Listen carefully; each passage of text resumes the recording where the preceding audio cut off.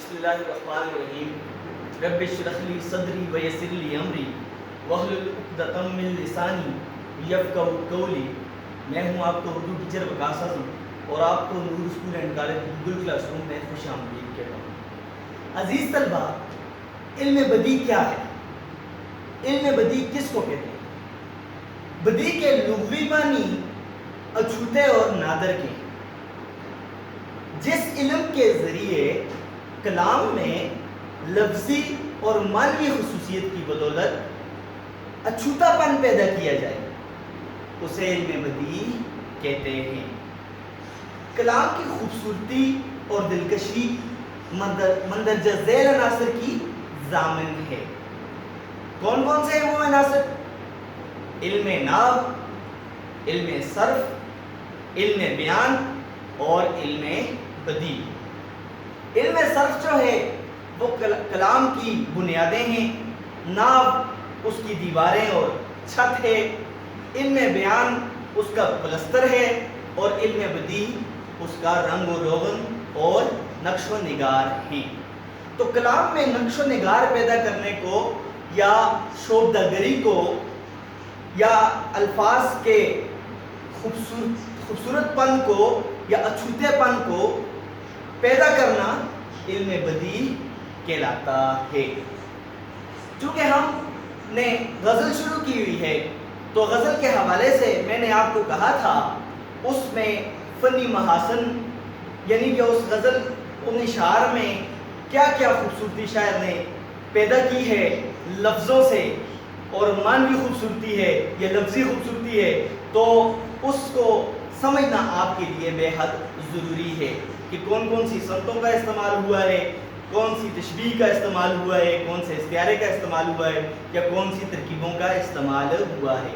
تو ہم آج سب سے پہلے علم بدیع پڑھتے ہیں، یعنی کہ صنائع اور بدائع۔ سب سے پہلے صنعت ہے صنعت میرات النظیر۔ اسی طرح میں نے پہلے بھی آپ کو کہا تھا ہم ہر صنعت کو 4 سٹیپ میں کریں گے، 4 مرحلوں میں کریں گے، 4 حصوں میں کریں گے تاکہ آپ کو آسانی سے سمجھ آ جائے۔ صنعت میرات النظیر کا پہلا سٹیپ کیا ہے جی؟ لغوی معنی۔ تو سب سے پہلے ہم دیکھتے ہیں میرات النظیر کے لغوی معنی کیا ہیں۔ میرات کے معنی ملحوظ رکھنا اور نظیر کے معنی مثال کے ہیں۔ میرات کے معنی ملحوظ رکھنا یعنی کہ خیال رکھنا یعنی کہ لحاظ رکھنا، اور نظیر کے معنی مثال کے ہیں۔ اب دوسرا سٹیپ ہے جی، وہ ہے تعریف ہے۔ تعریف کی طرف ہم آتے ہیں۔ شعر یا کلام میں ایک چیز کی مناسبت سے مماثل چیزوں کا یعنی کہ مماثل چیزیں ایک جیسی چیزیں مماثل چیزوں کو جمع کرنا، شرط یہ ہے کہ ان مماثل چیزوں میں تضاد نہ ہو، ان میں کوئی ضد نہ پائی جائے، اسے صنعت میرات النظیر کہتے ہیں۔ اب ہم آتے ہیں تیسرے سٹیپ کی طرف۔ تیسرا سٹیپ کیا ہے ہمارا؟ تیسرا سٹیپ ہے جی نثر میں مثال۔ ہیڈنگ آپ نے دینی ہے نثر میں مثال۔ تو دیکھیں جی نثر میں مثال کیا ہے؟ باہ کی نسبت سے ہم نے بلبل کا ذکر کیا، گل کا ذکر کیا، نرگس وغیرہ کا ذکر کیا۔ تو یہ کیا ہے جی؟ باہ کی نسبت سے، یعنی کہ ہم تعریف میں یہ بات بھی کر سکتے ہیں کہ کلام میں ایسی چیزوں کا آ جانا جو ایک ہی قبیل سے تعلق رکھتی ہوں یا ایک ہی قبیلے سے تعلق رکھتی ہوں۔ تو آپ دیکھیں کہ باہ کی نسبت بلبل، گل، نرگس یہ جو ہیں یہ صرف باہ کے ہی قبیلے یا چمن کے قبیلے سے تعلق رکھتی ہیں۔ تو ہمارا چوتھا سٹیپ جو ہے وہ ہے شعر میں مثال۔ آپ شعر میں مثال کی ہیڈنگ دیں گے تو آپ دیکھتے ہیں جی کلام میں کیسے استعمال کیا ہوا ہے۔ میر تقی میر کا پہلا شعر ہے، پتا پتا بوٹا بوٹا حال ہمارا جانے ہے، جانے نہ جانے گل ہی نہ جانے باغ تو سارا جانے ہے۔ اب دیکھیں باغ کا لفظ آیا ہے اور پھر پتوں کا پتے کا لفظ آیا ہے، بوٹے کا لفظ آیا ہے، گل کا لفظ آیا ہے، تو گویا یہ سارے باہ کے ہی قبیلے سے تعلق رکھتے ہیں۔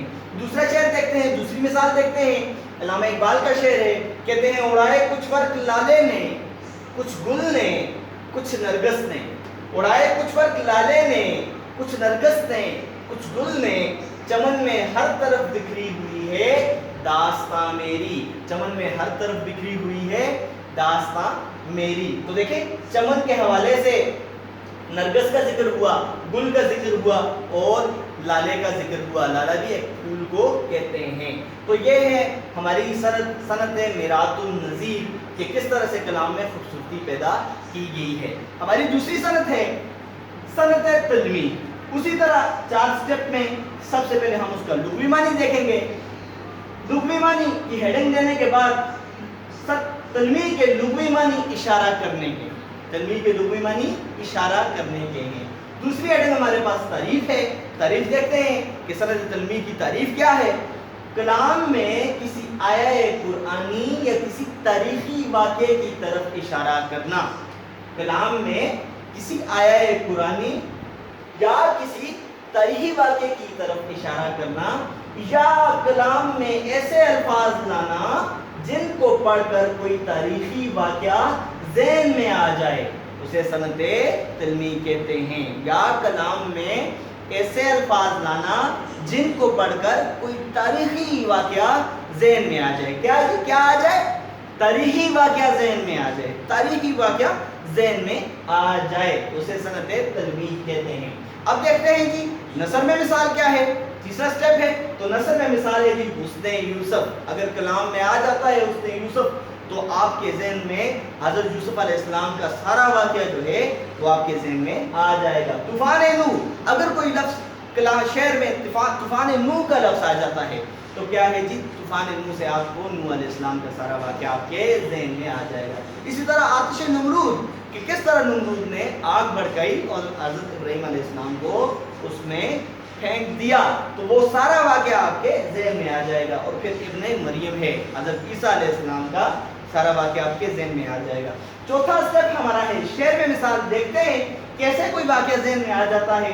तो इकबाल का शेर है बेखतर कूद पड़ा आतिश नमरूद में इश्क, अकल है मेरे तमाशाए लबे बाम अभी।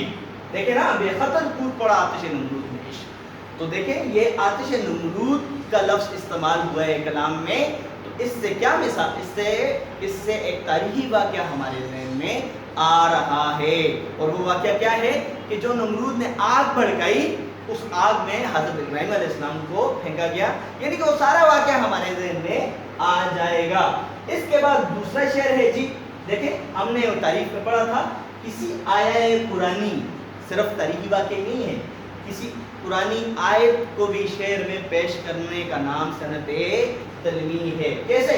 इस सराबे जिंदगानी में ए मुर्शिद कुन फयकून, इस सराबे जिंदगानी में ए मुर्शिद कुन फयकून, मेरी हकीकत है यही, इन्ना लिल्लाहि व इन्ना इलैहि राजिऊन। तो देखें कुरान की आयत जो है इसमें बयान की गई है। तो ये है सनद तलमी।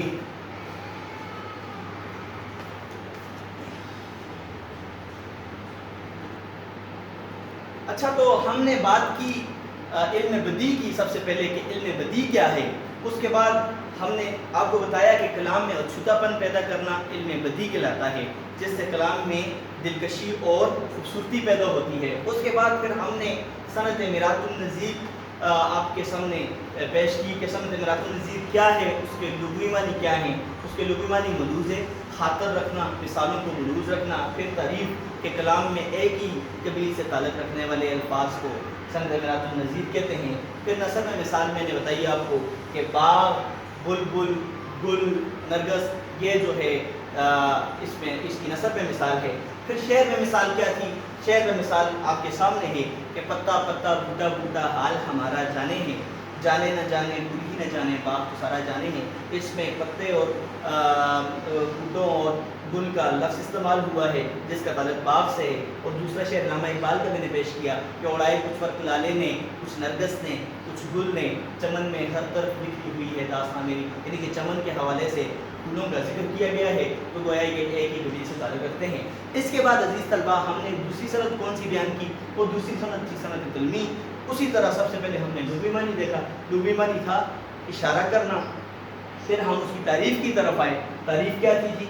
कलाम में किसी ऐसे तारीखी वाक़े की तरफ इशारा करना जिसको पढ़कर वो सारा वाक़या ज़हन में आ जाए, उसे सनद तलमी कहते हैं। फिर हमने नसर में मिसाल आपको बताई थी आतिश नमरूद, ہاں ابن مریم، غالب کا ایک شعر بھی ہے، ابن مریم دعا کرے کوئی، میرے دکھ کی دعا کرے کوئی، پھر حسن یوسف، ہاں اور حسن یوسف سے ہم نے مانا کہ تو یوسف سا ہنسی ہے لیکن یہ میرا دل ہے کوئی مصر کا بازار نہیں. تو پھر اس کے بعد ہم نے چوتھا سٹیپ جو دیا تھا وہ شعر میں مثال تھی. شعر میں مثال اقبال کا شعر ہے، بے خطر دودھ پڑا آتش نمرود میں عشق. دیکھیں آتش نمرود کا لفظ آیا ہے تو اس سے ہمارے ذہن میں پورا واقعہ آ جاتا ہے. پھر اس کے بعد تعریف میں آپ نے دیکھا تھا کہ قرآن آیا قرآنی کا ذکر کیا جائے تو دوسرے شعر میں آیا قرآنی کا ذکر کیا ہوا ہے کہ سراب زندگانی میں مجھے کن فیکون، میری حقیقت یہی ہے ان للہ و انا الیہ راجعون. تو یہ ہمارا آج کا ٹاپک تھا، ہمارا آج کا موضوع تھا. عزیز طلبہ، اب آپ کا ہوم ورک یہ ہے کہ آپ نے علم بدیع کیا چیز ہے